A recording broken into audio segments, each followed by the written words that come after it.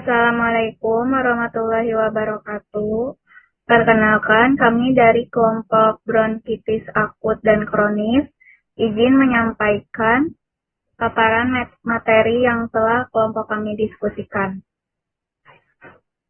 Di sini ada anggota kelompoknya, Delia Azma Febianti, dari Manggera Puspita, dan Siti Nursita. Bronkitis merupakan peradangan pada saluran bronkus yang menyebabkan batuk, baik berdahak maupun tidak. Kondisi ini terbagi menjadi dua jenis, yaitu bronkitis akut dan bronkitis kronis. Bronkitis akut bersifat sementara, biasanya disebabkan oleh infeksi virus dan berlangsung kurang dari 3 minggu. Gejalanya berupa batuk dan sebagian besar kasus sembuh tanpa pengobatan khusus. Sebaliknya, bronkitis kronis merupakan bagian dari penyakit paru obstruktif kronik atau PPOK yang ditandai dengan batuk berdahak menetap minimal 3 bulan dalam setahun selama 2 tahun berturut-turut. Penyebab utamanya adalah paparan iritan jangka panjang seperti asap rokok dan bersifat tidak menular. Penting untuk membedakan keduanya karena penanganannya berbeda serta untuk mencegah komplikasi jangka panjang.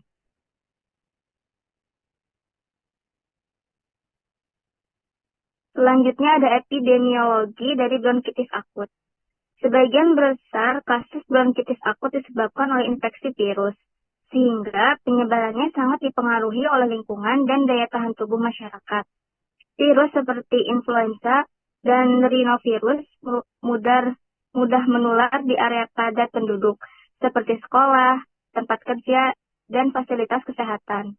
Di Amerika Serikat dilaporkan sekitar 5 juta kasus bronkitis akut terjadi setiap tahunnya, dengan sebagian besar tidak memerlukan perawatan di rumah sakit. Insidensi penyakit ini cenderung meningkat pada individu dengan riwayat merokok, asma, atau gangguan paru-paru lainnya.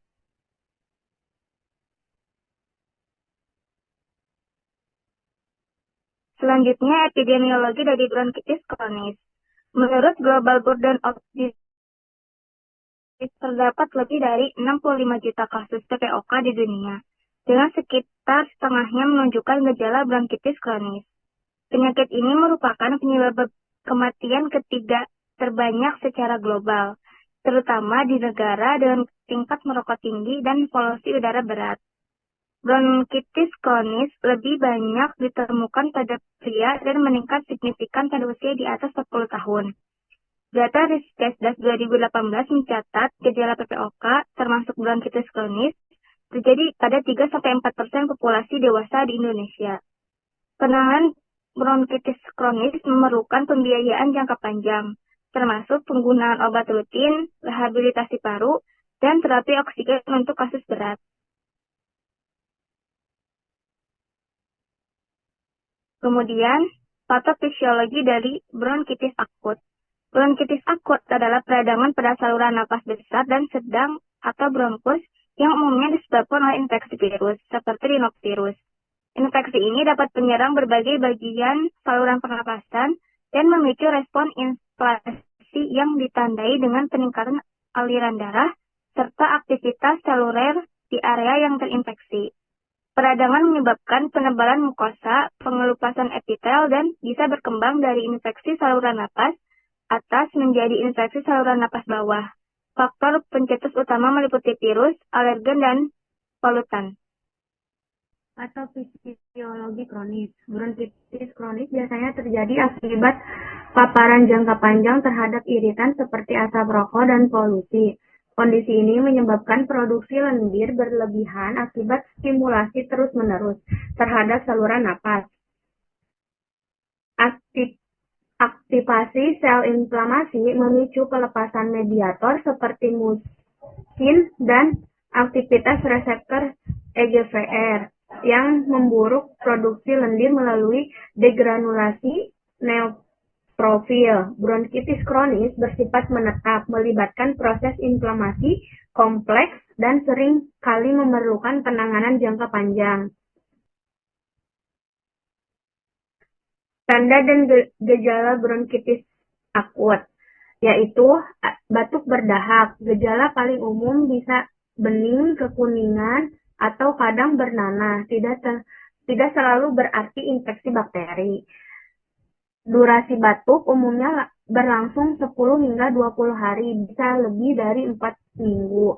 Gejala awal mirip infeksi saluran napas atas, mengi dan sesak napas bisa terjadi terutama pada kasus berat.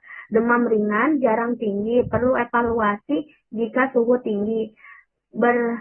Kelelahan dan nyeri tubuh, seperti mirip flu ringan, batuk paroksismal disertai suara napas keras atau muntah, perlu waspadai kemungkinan pertusis. Catatannya sulit dibedakan dengan ISPA ringan pada awal infeksi, namun bronkitis akut cenderung menetap lebih dari seminggu dengan gejala saluran napas bawah.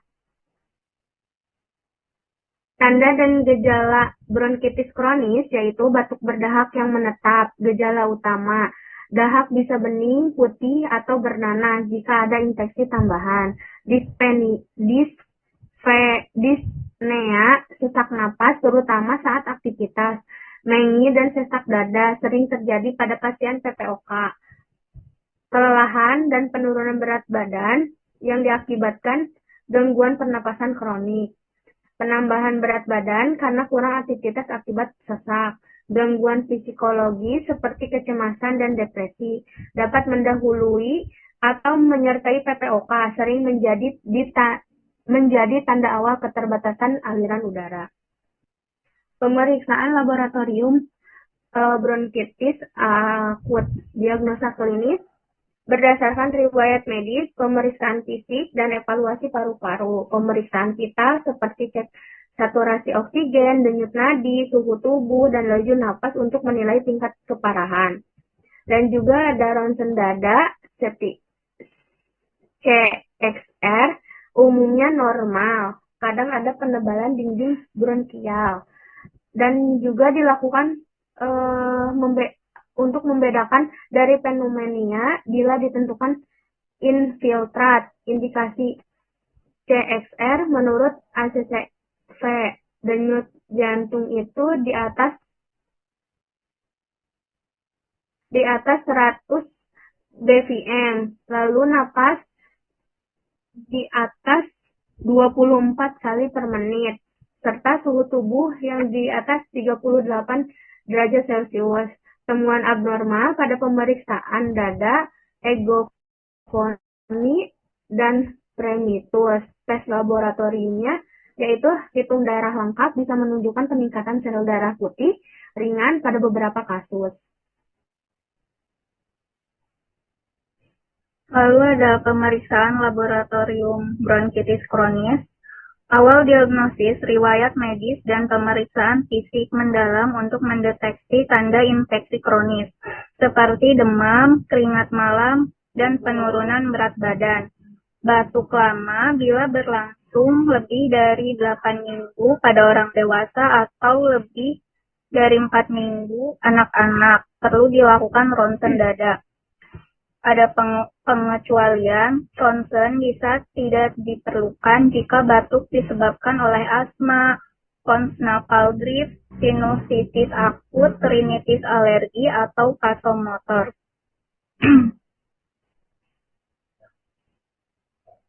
Tata laksana terapi bronkitis akut, penyembuhan sendiri umumnya sembuh tanpa pengobatan khusus. Terapi utama simptomatik dan suportif, pendekatan non-farmakologis seperti teh hangat, madu, jahe, pelega tenggorokan, atau bisa jadi belum terbukti lewat uji klinis. Obat antitutif seperti dextromethorphan dengan atau tanpa kodein. Kodein dihindari karena resiko kecanduan. Ada antibiotik, tidak dianjurkan pada kasus tanpa komplikasi karena risiko resistensi dan efek samping. Meskipun begitu, masih sering diresepkan secara tidak tepat. Lalu ada tata laksana terapi bronkitis kronis, seperti mengurangi produksi dan hipersekresi lendir, menurunkan viskositas dahak, mendukung pembersihan mukosiliar dan refleks batuk. Langkah utamanya seperti berhenti merokok dan hindari paparan polusi atau asap rokok. Mukolitik atau N-A-asetilsistein, karbosistein, ergostein digunakan untuk membantu pengenceran dan pengeluaran dahak, dan pendapat medis masih bervariasi soal efektivitasnya. Lalu ada rekomendasi ACCT, tidak menyarankan mukolitik, bronkodilator, atau antibiotik untuk bronkitis kronis yang stabil. Lalu kesimpulannya, bronkitis adalah peradangan saluran bronkus yang ditandai dengan batuk. Bronkitis akut bersifat sementara, disebabkan oleh virus dan umumnya sembuh sendiri dengan terapi simptomatik. Sementara itu, pada bronkitis kronis merupakan kondisi jangka panjang, sering terkait dengan PPOK dan kebiasaan merokok, yang memerlukan penanganan yang berkelanjutan. Membedakan keduanya sangat penting untuk menentukan terapi yang tepat dan mencegah komplikasi. Baik, terima kasih atas waktunya. Mohon maaf bila ada kesalahan kata. Wabillahi taufiq wal hidayah. Wassalamualaikum warahmatullahi wabarakatuh.